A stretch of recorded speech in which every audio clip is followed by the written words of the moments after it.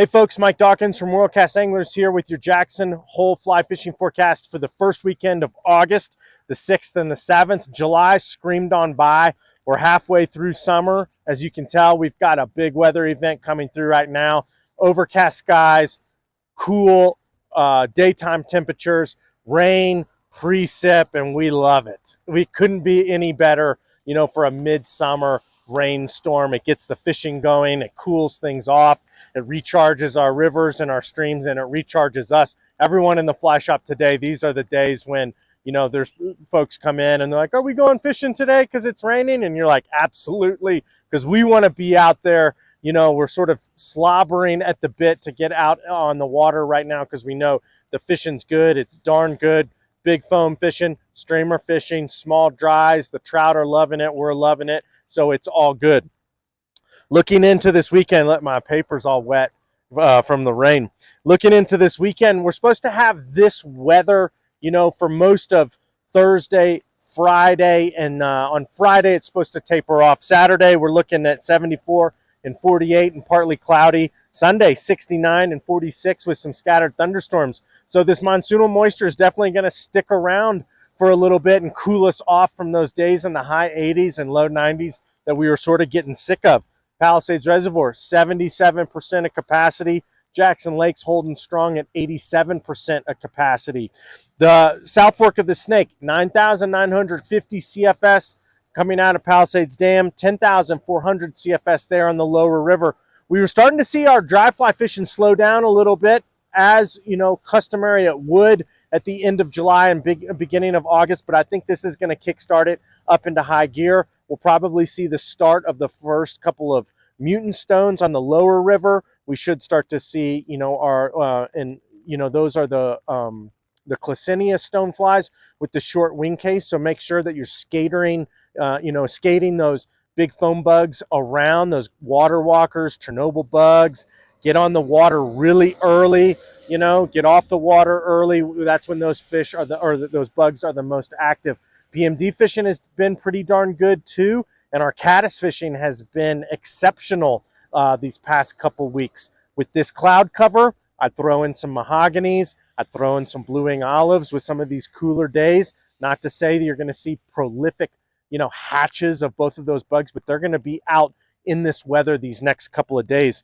The Snake in Jackson, 2,190 CFS coming out of Jackson Lake Dam, 4,500 CFS there on the lower river. The Snake has been fishing really good and in true summer fashion. We're starting to get some warm water temps there, especially around Moose and some of those other lower river areas that didn't have a lot of dissolved oxygen. So we were saying, carry your thermometer, use it, frequently throughout the day. We were starting to see some of those water temps get above that 65-degree mark, which isn't great for our trout friends. So being off the water early and not overly stressing those fish is been, what we've been recommending. But with this weather and this sort of flush of water, I would see those water temps cool off and our daytime temperatures cool off. So it's all fair game on the Snake now. Be on the lookout. The Snake during these weather events can definitely blow out. The Buffalo Fork, the Gros Ventre, the Hoback, can start pumping in, some off-color water. So check, the water gauges, check some of the webcams before you head out there, because if it rains a lot like it's forecasted to do, I would definitely expect the Snake to increase in flow and decrease in clarity. So be safe out there if you head out. The Teton here in the valley, 335 CFS, 697 CFS on the lower river. Similarly, we're starting to see things get really low, really clear, and sort of beat up and picked over up here in the valley, but this is going to be a fresh recharge to our fishing.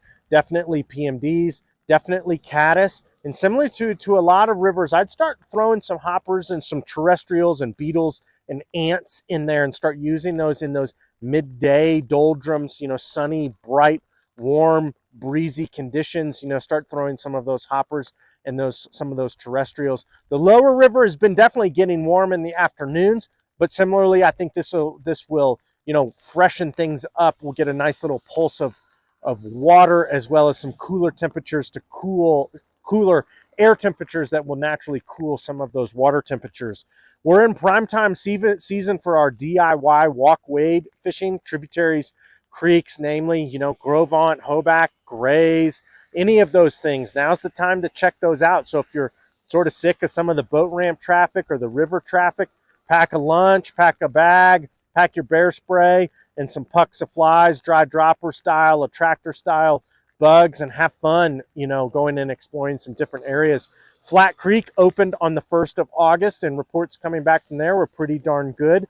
You know, look for Flat Creek to probably be a pretty busy place these next couple weeks after it had opened. But if you get out there really early in the morning or maybe like a late evening session, I'd be ready with some PMDs, caddis, midges, some calabatus, and then I'd fill those midday times if that's the only time that you can get out there with some of your hoppers, your terrestrials, your beetles, and your ants.